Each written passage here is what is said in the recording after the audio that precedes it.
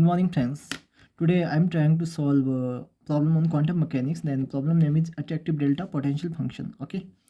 Then problem is a particle of mass m move in one dimensional under the influence of an attractive delta function potential at the origin. Okay.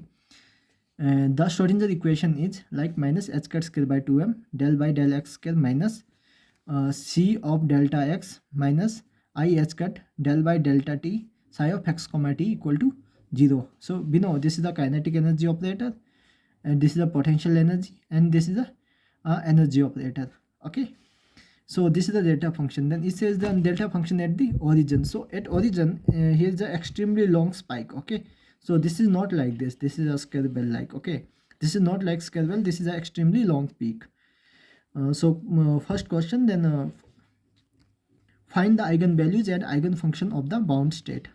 And the second is if the system is in the bound state and the strength of the potential is changed suddenly c to c prime, but is the probability that the particle remains bound. Okay, so let's start for our first part. Okay, the bound state is stationary state in time. Okay, so its eigenvalue is e and is less than 0, and the time dependence of the wave function is psi of x comma t is equal to psi of x time of exp minus minus iet dividing by h cut. We know this from once we solve a Schrodinger equation, then we know that the psi of x comma t is equal to psi of x time exp of iet dividing by h cut. So b may be write this psi of x comma t.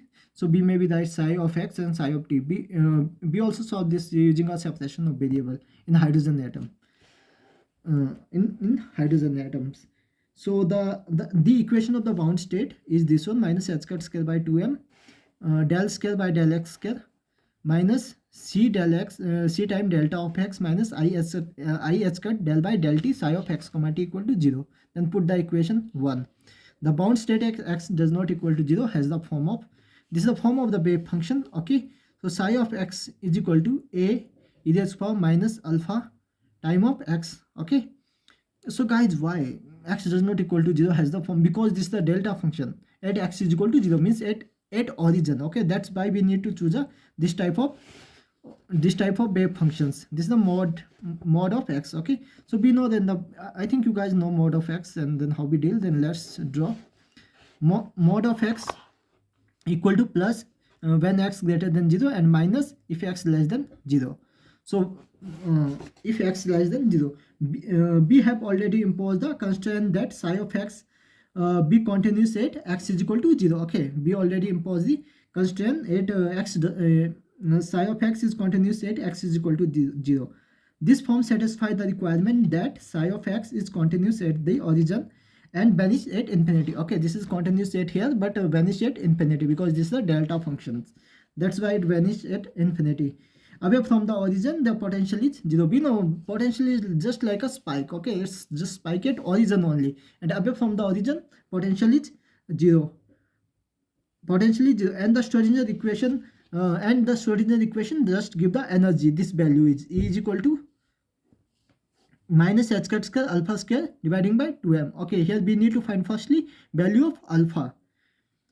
A relation between c and e is found by matching the derivative of wave function at x is equal to 0. Okay, taking the integral of equation 1 between 0 plus and 0 minus. So 0 plus implies for this delta function is approaching from this side, so we call it 0 plus, and approaching from this side we call it 0 minus. So we need to integrate this equation. Then once we integrate this equation, it comes minus h cut square by 2m. Okay, this is the second derivative, comes first derivative delta by delta x minus c time of, and this goes away, and then it's equal to c. Okay, and then psi at 0. Okay, so c time of psi at 0, then equal to this equal to 0. Okay, here equal to 0, so this equal to 0. Just move c of psi at 0 equal to minus h cut square by 2m del psi by del x at 0 at plus side, and minus del psi by del x at minus 0 minus. Okay, 0 minus means these are the two limits approaching from this side and this side. Okay, So ca is raised to power minus alpha time of 0. Okay, because c at 0, so x value put here 0 and is equal to minus h cut square by 2m del by del x time of wave function a is raised to power minus alpha x at 0 plus minus del by del x of a is raised to power minus alpha x at 0 minus. Okay, this is plus because this is approaching from minus side, and then here minus minus goes to a plus. Okay, this is like this. Okay, so this is approaching from negative side to this also a negative. This is equal to alpha time of x, minus minus goes to a plus. Okay, equal to here 0 0, anything raised to power 0 equal to 1. C time ca equal to minus h cut square by 2m times of a into minus of alpha. Then we know derivative of this function, exponential function is just comes minus alpha, and here comes a plus alpha. Okay, this is minus minus goes to away, this is minus 2 alpha. Then ca is equal to minus h square by 2m times a into minus 2 alpha. Okay, so c equal to h square alpha by 2m. So value of alpha is 2m c dividing by h square. So put this value in, put in equation 3. Okay, once we put in equation 3, we get, so we get is equal to e equal to minus mc square dividing by 2h square. So we also need to normalize this wave function finding to the wave functions, okay, or eigen function. So we know normalization 1 equal to minus infinity to plus infinity to delta x psi of x whole square. Okay, so which is equal to minus 2a square 0 to infinity. Okay, we take this minus infinity to plus infinity, so we take it 0 to infinity times of 2. Okay, delta s is power minus 2 alpha x. Okay, which is equal to minus a square by 2 alpha. So we know our formula, then how I got this. Okay, so we need 0 to infinity x square m is power minus alpha x power then delta x. Okay, which is equal to 1 by n time of gamma of m plus 1 dividing by n, alpha of m dividing by alpha of m plus 1 dividing by n. So put value and you got this relation here, these 2 and this 2 is cancelled by this one. So a is equal to root of alpha, which is equal to root of mc by h cut. So psi of x. Okay, so psi of x is equal to root of mc dividing by h cut square. Okay, this is whole root, guys. It is for minus alpha mod x. So we need to do a second part.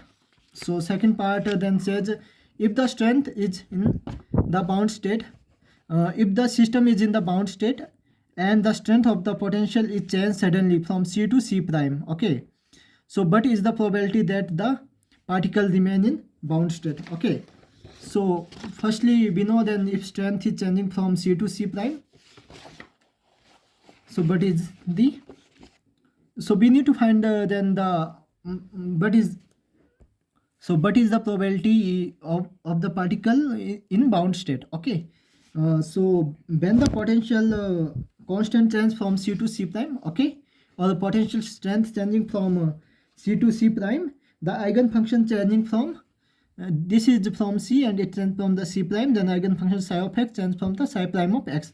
Okay, prime denotes the new potential strength. Okay, then c prime potential strength, and we know the certain approximation. Okay, certain approximation says that the probability that the particle remain in bound state is equal to I square. Okay, I is the integral, it's a normalization integral.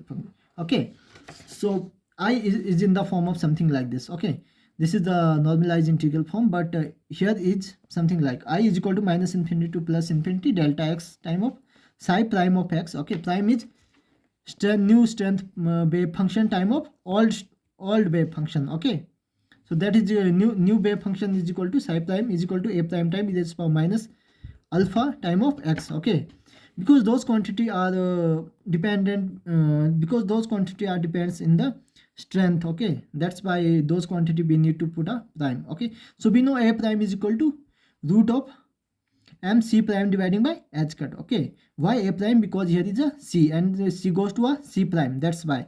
And a equal to mc dividing by h cut square. Okay, so note a, this is alpha. Okay,